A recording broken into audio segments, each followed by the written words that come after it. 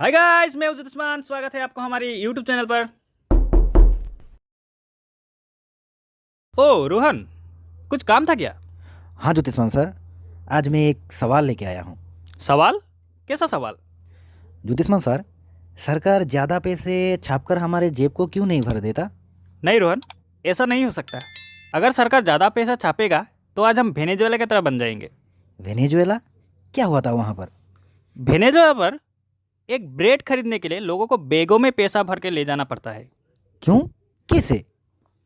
इसको जानने के लिए तुमको मेरा वीडियो एंड तक देखना होगा। तो फिर चलिए शुरू कीजिए।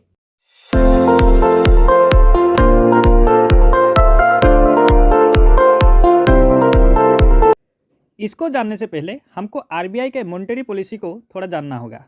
आरबीआई के पास पैसा छापने का मशीन होता है और पैसा छापने का अथॉरिटी सिर्फ आरबीआई के पास ही होता है।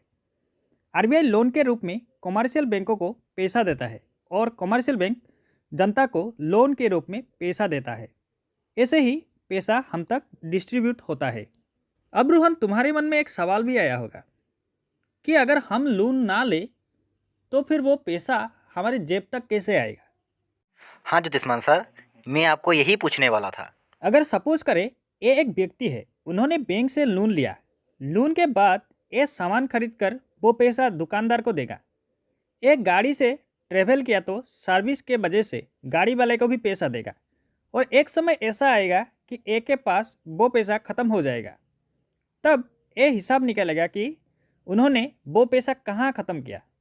तब ये देखेगा कि ये लेन देन करके वो पैसा खर्च कर दिया। वो पैसा ही घूमकर हमारे हाथ में आ सकता है। तो अब इसका मतलब ये हुआ कि आरबीआई से कमर्शियल बैंक तक और कमर्शियल बैंक से हम तक पैसा पहुंचता है। अब रोहन, तुम्हारे मन में और एक सवाल पैदा हुआ होगा, वो कमर्शियल बैंक हम तक पैसा प्रोवाइड ना करे और पैसा अपने पास रख दे तो? जी हाँ, आपने सही पकड़ा। इसको जानने के लिए आरबीआई के फंक्शन को जानना होगा। आरबीआई का कुछ कॉन्सेप्ट होता है जिसको जानना ज़रूरी है। मैंने तुमको एक बात का जिक्र किया कि आरबीआई कमर्शियल बैंकों को इंटरेस्ट में पैसा देता है।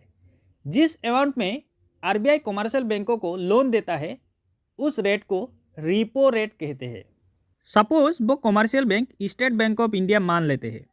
आज के डेट पर आरबीआई का रेपो रेट है 6.5%। जब आरबीआई एसबीआई को 6.5% रेपो रेट लगाएगा तब एसबीआई भी वो पैसा अपने पास रखकर पैसा कैसे कमाएगा? अगर वो अपने पास ही रखेगा तो आरबीआई को इंटरेस्ट कैसे दे पाएगा? एसबीआई तब लोगों को लोन देगा, लेकिन एसबीआई अगर लोगों से ज़्यादा इंटरेस्ट ना ले तो वो मुनाफा नहीं कमा पाएगा। जी हाँ, कमर्शियल लोन का इंटरेस्ट आरबीआई के रेपो रेट से ज़्यादा होता है। आरबीआई जब रेपो रेट कम कर देता है तब कमर्शियल बैंक भी कम इंटरेस्ट लगाकर लोगों को लोन देता है। जब इंटरेस्ट रेट कम होता है तब लोग ज़्यादा लोन लेते हैं, अर्थात लोगों के पास ज़्यादा पैसा होता है। लेकिन जब लोगों के पास ज़्यादा पैसा होगा तो वो ज़्यादा से ज़्यादा खर्च भी करेगा।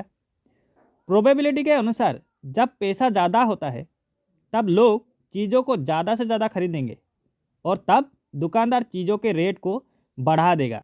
मानकर चलो कि तुम्हारे गांव में 100 घर है। हर घरों में डेली 1 किलो अनाज लगता है और तुम्हारे गांव में सिर्फ एक ही अनाज का दुकान है और वहाँ पर 100 किलो ही अनाज लाया जाता है। लेकिन अगर आपके पास लोन लेने के बाद पैसा हो तो आप सोचेंगे कि एक ही बार में मैं थोड़ा ज़्यादा अनाज ले लूँ। आपने जब ज़्यादा अनाज लिया तो किसी और ने भी लिया होगा लोन और उसने भी खरीदा होगा ज़्यादा से ज़्यादा अनाज। तब दुकान में अनाज की कमी होगी तो वो ज़्यादा से ज़्यादा अनाज लाने की कोशिश करेगा।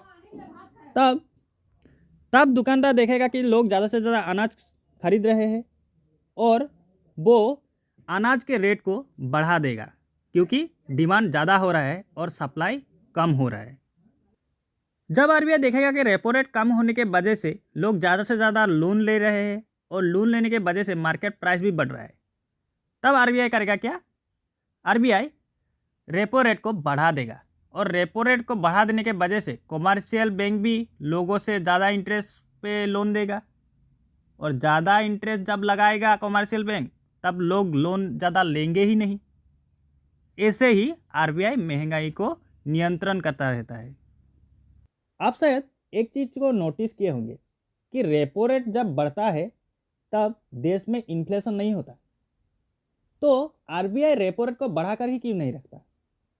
क्योंकि रेपो रेट कम करने से तो इन्फ्लेशन बढ़, लेकिन अगर मैं कहूँ कि इन्फ्लेशन घटना भी अच्छा नहीं होता तो ये सब दोगलापन है। मैं तेरा दोगलापना उतारता हूँ। जी हाँ, इन्फ्लेशन अगर घटता रहा तो लोग चीज़ों के दाम घटने तक वेट करते रहेंगे, फिर वो चीज़ों को कंज्यूम नहीं करेंगे, तब सरकार को टैक्स नहीं मिलेगा और देश की गरीबी बढ़ेगा। इसीलिए आरबीआई रेपो रेट को कम ज़्यादा करता रहता है। अब आते हैं वेनेजुएला के ऊपर। वेनेजुएला में एक समय साउथ अमेरिका का एक अमीर देश माना जाता था। वेनेजुएला में वर्ल्ड का सबसे ज़्यादा ऑयल रिजर्व है, लेकिन वेनेजुएला में अब लोग फेंका हुआ खाने के लिए भी तरस रहे हैं। लेकिन ये सिचुएशन बना कैसे, आइए समझते हैं। वेनेजुएला के सरकार सिर्फ ऑयल को ही ज़्यादा महत्व देते थे।